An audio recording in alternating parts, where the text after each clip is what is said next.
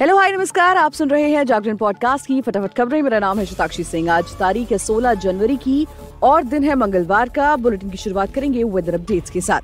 उत्तर भारत के कई हिस्सों में कड़ाके की ठंड पड़ रही है। भारत मौसम विज्ञान विभाग के अनुसार अगले 4 से 5 दिनों के दौरान उत्तर भारत में घने से बहुत घने कोहरे की स्थिति जारी रहने की संभावना है। वहीं दिल्ली हवाई अड्डे ने कोहरे की स्थिति के बीच एक सलाह जारी की, जिसमें यात्रियों को यात्रा से पहले एयरलाइन से संपर्क करने की सलाह दी गई।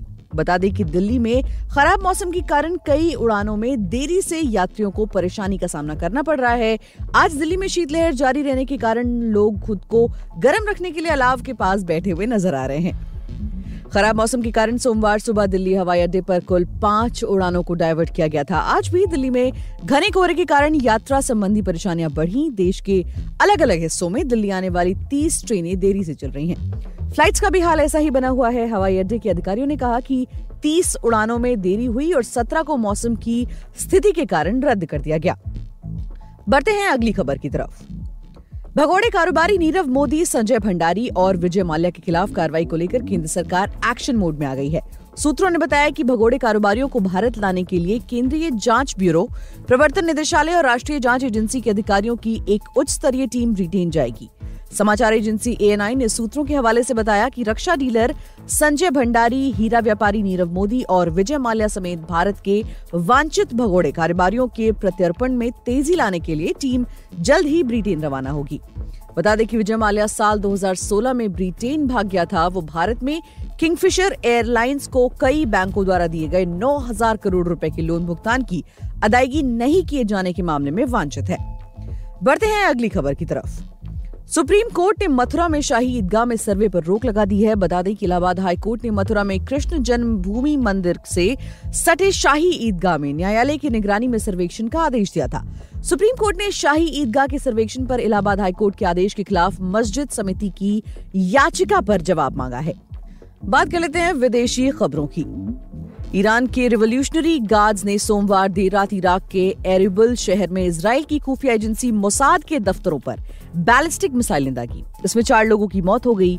ईरान की स्टेट एजेंसी IRNA के मुताबिक मिसाइलें ईरानी विरोधी आतंकी खुफिया केंद्रों पर दागी गई हैं। हालांकि इजराइल ने इस हमले को लेकर अभी तक कोई प्रतिक्रिया नहीं दी है। ईरान ने इस हमले को इजराइल के अटैक में मारे गए अपने कमांडरों का बदला बताया है। दरअसल पिछले कुछ दिनों में इजराइल ने सीरिया और लेबनान में एयर स्ट्राइक की थी।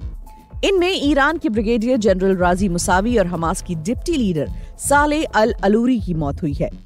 टाइम्स ऑफ इजराइल के मुताबिक ये दोनों ही ईरान की सत्ता के काफी करीबी थे। ईरान ने सीरिया में भी इस्लामिक स्टेट के ठिकानों पर हमले किए हैं। अमेरिकी मीडिया हाउस न्यूयॉर्क टाइम्स के मुताबिक ईरान का हमला कुर्दिस्तान की राजधानी एरबिल से करीब 40 किलोमीटर उत्तर पूर्व में अमेरिकी वाणिज्य दूतावास के करीब हुआ। दूतावास में भी विस्फोटों की आवाज सुनाई दी। 2 अमेरिकी अधिकारियों ने रॉयटर्स को बताया कि मिसाइलों के हमले से कोई भी अमेरिकी फैसिलिटी प्रभावित नहीं हुई है। बढ़ते हैं अगली खबर की तरफ। मुंबई में स्थित एशिया के सबसे बड़े स्लम धारावी में लोगों को अब मिनिमम 350 स्क्वायर फीट में फ्लैट मिलेंगे। महाराष्ट्र सरकार और अडानी ग्रुप की जॉइंट वेंचर में बन रहे इन फ्लैट का साइज करीब 17% बढ़ाया जाएगा। Dharavi redevelopment project private limited के तहत बनने वाले इन फ्लैट्स में इंडिपेंडेंट किचन और बाथरूम भी होगा। इस बात की जानकारी अडानी ग्रुप ने दी है।